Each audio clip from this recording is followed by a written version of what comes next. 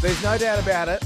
Last night lived up to the billing. It was everything that we've been telling you all week that it was going to be. It was a playoff preview, 2 sensational games, 4 quality teams, and some amazing individual performances as well. Thursday's edition of NBL Now. I'm Jack Heverin, Derek Rucker. Great to see you. If I'm being honest, Ruck, I've woken up with a bit of a head cold, a bit flat, and really tired because last night was exhausting. I can imagine, and I'm in Melbourne with you, Jack, and the reason why you're sick is because we are having winter days in the middle of January. What is going on? I feel for you. Get some orange juice, get some love, get healthy.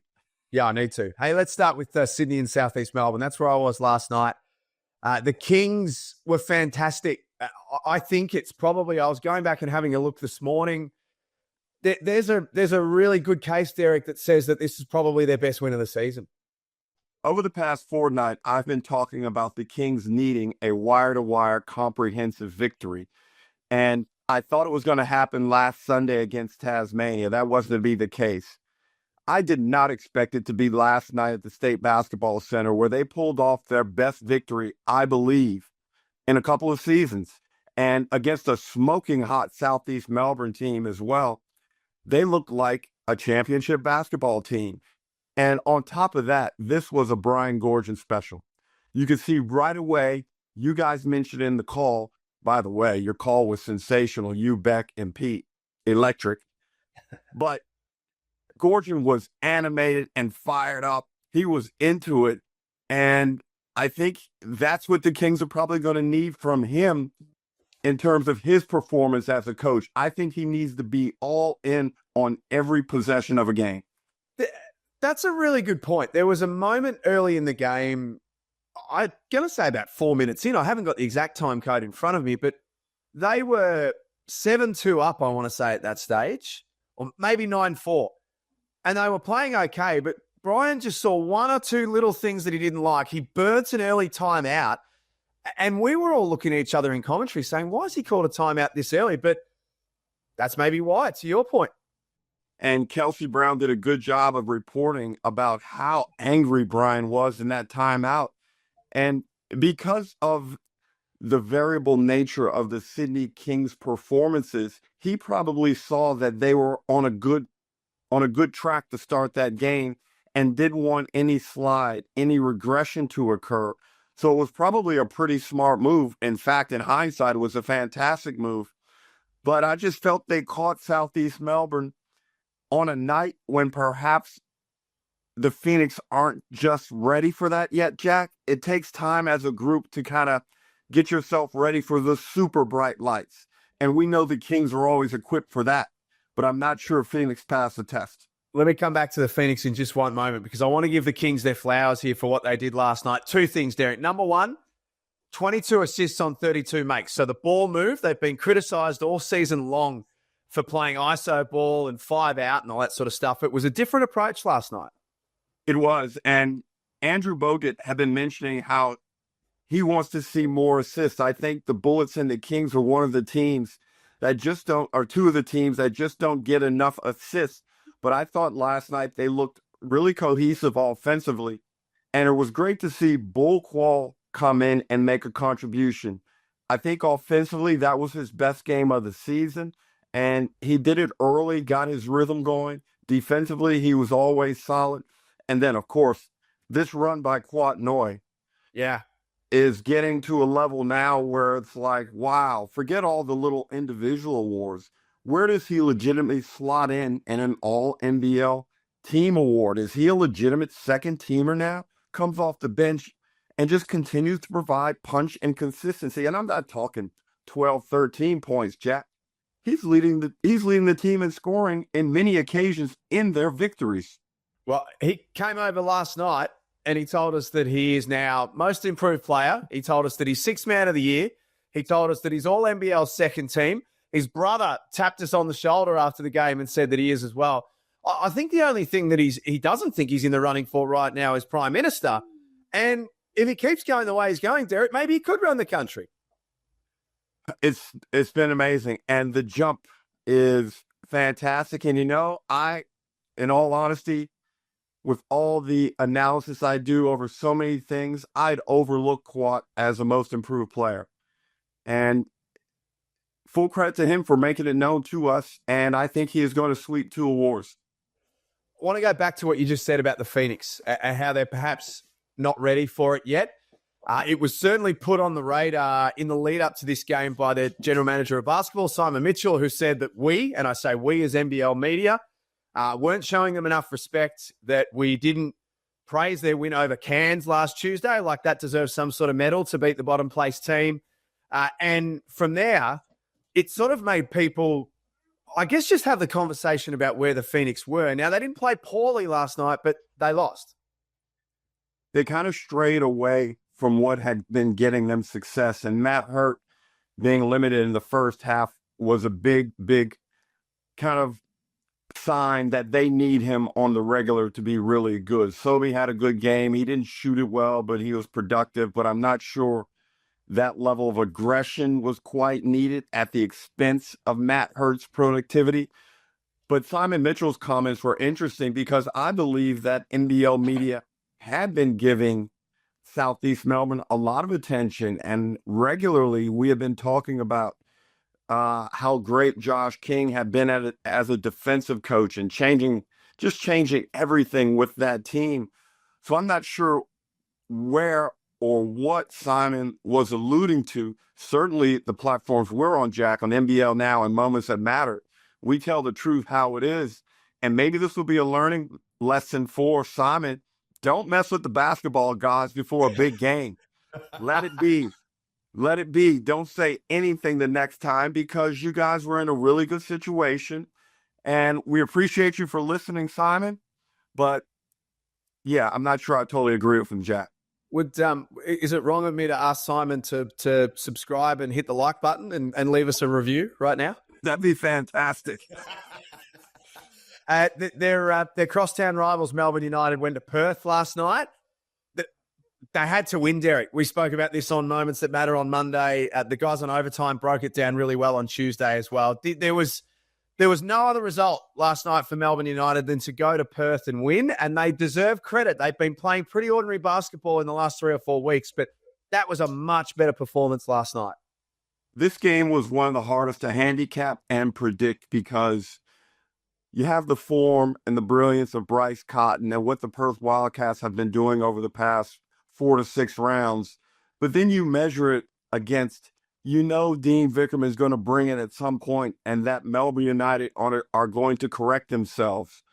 So it was a tough one to try and judge who is going to get this victory.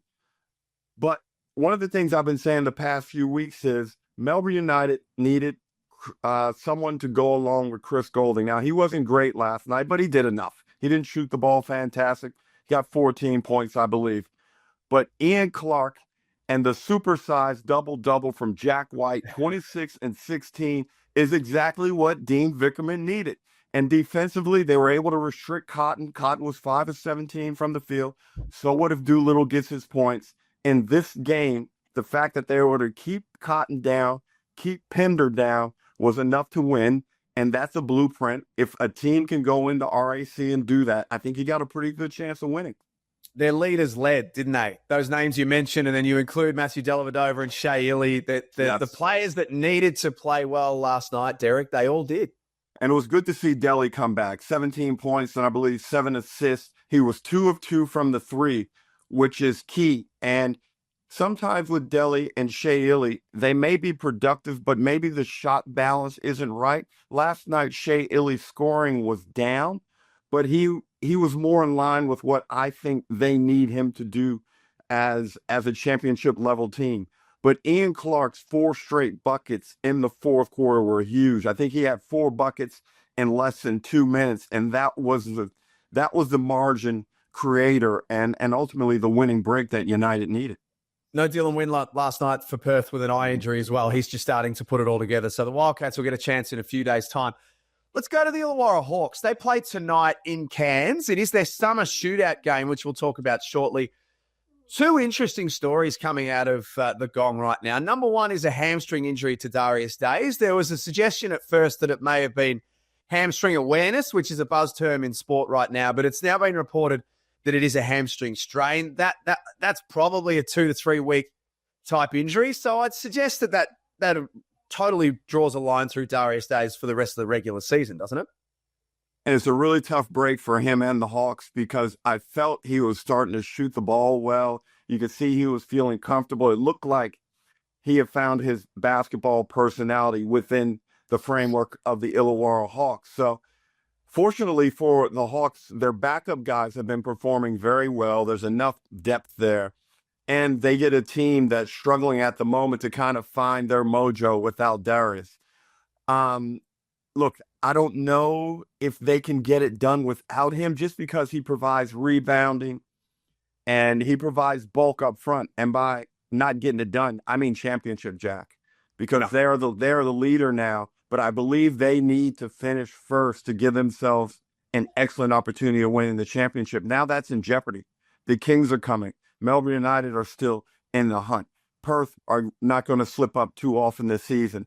Illawarra must find a way to cover for the loss and finish on top of the ladder after 29 games.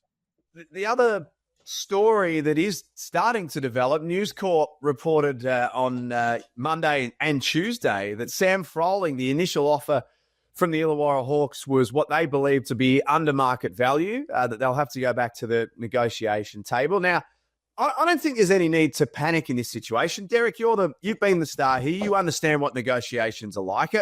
If I'm a Hawks fan, I wouldn't be super concerned, or should I be?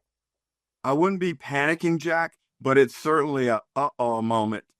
And they need to be cautious because Sam Froling is a hot commodity, not only here in the NBL, but overseas. And we certainly do not want Sam to leave the shores. But here's what happens.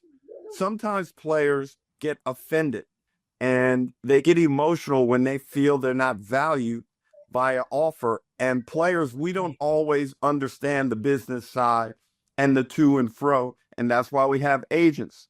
But when your agent hits you back and says, I'm not happy with the offer, that is going to create an emotional response in Sam Froling. And I don't think it's going to affect his play or anything, but certainly it can impact how a player feels about the franchise and what's going on. If I was the Hawks, I would learn a lesson. Now, it's not totally the same, but I would learn a lesson kind of from the Jordy Hunter situation last year with the Kings and go out and get Sam Froling locked up, even if you've got to pay overs on the guy, because he's a rare commodity and he's a great asset for Illawarra.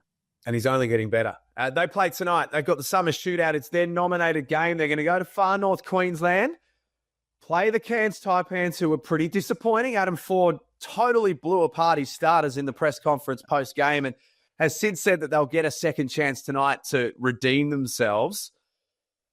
There's the money on the line for Illawarra here, Derek. Obviously, the $50,000 is up for grabs, but I feel like there's a bit of pride on the line for the Taipans too after what happened on Sunday. Well, what's the number, Jack? 111 is the leader right now, right? 111. Yeah. Okay, so I think 112 is well within the reach of Illawarra, but they got to come out and get it early. If they put 62 to 65 on the board, they will surpass it, because I don't think they'll slow down like a couple of teams that we've seen early in the summer shootout do. Now, the Taipans, what's their pace going to be? Is Adam Ford going to play strategically against the summer shootout in line with trying to win the game? We know Cairns aren't afraid to get up and down at home, but I wouldn't be surprised if you see a change of tempo, which results in a closer game. And that would be totally sparked by Adam Ford's strategy. Last one before we let you go. Friday night, it's hard not to jump ahead. There's obviously New Zealand and Brisbane as the early game on Friday as well. And with respect to those two teams, we're going to go past that one to what's coming up at Kudos Bank Arena. Sydney and Adelaide. Kings, we've sung their praises this morning. It's a quick turnaround. What about the Adelaide 36ers? Trust has been the key word all season, Derek.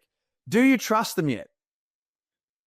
I do. I trust them against this team, the Sydney Kings, in this moment. I think Adelaide have a lot of players that want to go into Sydney and prove that the first victory this season was not a fluke. And it's their chance to jump Tasmania into sixth place on the ladder. So, look, the Kings are going to be tested similarly to how Southeast Melbourne was tested last night. Will the Kings stand up? It's going to be a fascinating game, and I'm just so excited to see Kendrick Davis play again. The guy's establishing himself as a superstar, one of the best small guards we've seen in the competition over the past 3 to 5 seasons. But Jalen Adams is becoming a lot smarter about how he plays the game. Last night, he was so effective with his penetration and getting key buckets.